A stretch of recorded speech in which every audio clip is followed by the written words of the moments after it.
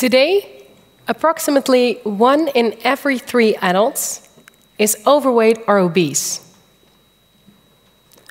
Already 1 in every 6 children is suffering from overweight or obesity. And that means that these people are at risk for getting diabetes, cardiovascular diseases, or even dying at a younger age. Making healthy food choices is key to reduce this obesity crisis. So let me start by asking you a question. And I would like to see hands.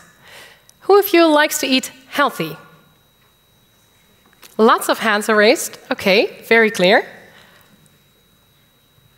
But then why do we still have this obesity and overweight problem? Okay, that might not be completely fair to ask. Let me ask you a different question. Who of you believes that vitamin C is healthy? I would like to see hands again. Lots of people believe vitamin C is healthy. And if you now would have to choose between the orange juice or the orange, to make the healthy decision, who of you would go for the orange juice? Not too many enthusiasts. Who of you would go for the orange? Lots of hands for the orange. That's very clear. But if I would tell you that on the label, on the container of the orange juice, it says that it contains vitamin C. We just established that vitamin C was healthy, right? Is anyone inclined to switch? No, not really. Not really. This is fascinating to me. And as a food scientist, this decision is actually what wonders me each and every day. But I'm increasing the difficulty. You just had to select between an orange and orange juice. What if you would have to select the healthiest option between blueberries and goji berries? Who of you would go for the blueberries? Lots of hands for the blueberries. Okay. What about the goji berries then? And if I tell you that these are superfoods, are there then more hands for the goji berries? Still not really. The blueberries wins. Okay. I'm increasing the difficulty one more time. If you would have to select the healthiest option between a light cocoa drink and dark chocolate, who of you would go for the light cocoa drink? I see a few very, very fanatic supporters of cocoa drink, but for the rest, is it dark chocolate then? Can I see hands for dark chocolate? We are talking about the healthiest option, right? Not the tastiest. Okay, but still, a lot of people would go for the dark chocolate. It is hard to make a healthy decision. You saw that we already didn't completely agree here.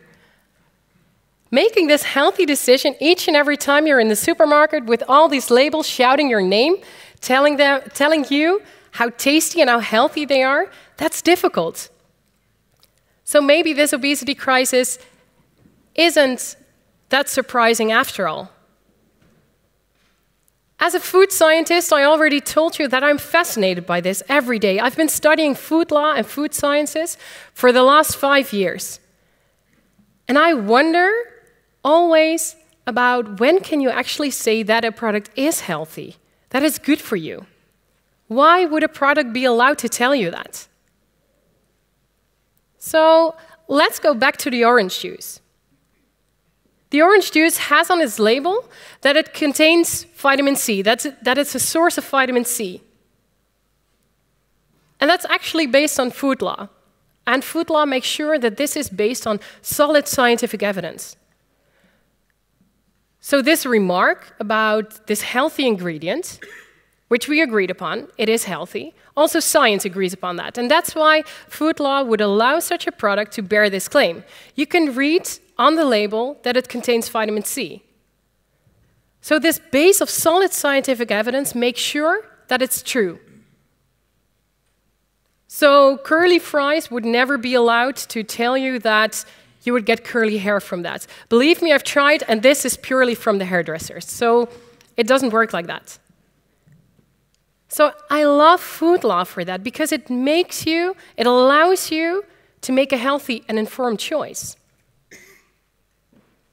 But it only tells you something about the vitamin C content. And is this the complete picture? Well, I doubt that. It is only one slide of the container, one part of the container. And you have to turn the container around to see that it doesn't only contain vitamin C. Of course it doesn't. It contains way more nutrients. So you're also consuming different other nutrients along with that. And in your glass of orange juice, you're actually drinking 4 sugar cubes as well, in one single glass. So it's not the full picture you're getting from that claim. You have to turn the package around to see the full story.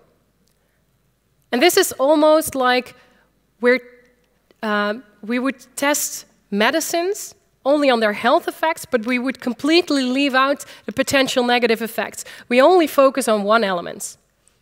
And that's not completely fair, I believe. Because if you consider this orange, which also has vitamin C, which also would offer you vitamin C, but it is not on the label, you would only consume 2 cubes of sugar. So it might be the healthier option. So how do you then do this? Well, there are some suggestions made in food laws already to only allow completely healthy products to bear such claims. That if you're in the supermarket and you're looking for these labels and you see these statements, that they would be only allowed on products that are healthy already anyways. But that's quite difficult still, because it's not only about that single product to see whether it's overall healthy based on its sugar content or its fat content and the salt content combined. But you don't just drink 1 glass of orange juice, of course. Maybe you take it with breakfast. You probably eat a sandwich with it, but you eat multiple meals a day. So it's not that easy to label one product to be overall healthy or to be overall unhealthy. So we're not there yet. In my research, I tried to find different ways to deal with this, to keep on improving food law. So for today, we just analyzed the healthiest option. I would advise you to go for the blueberries. Food science would also advise you to go for light products.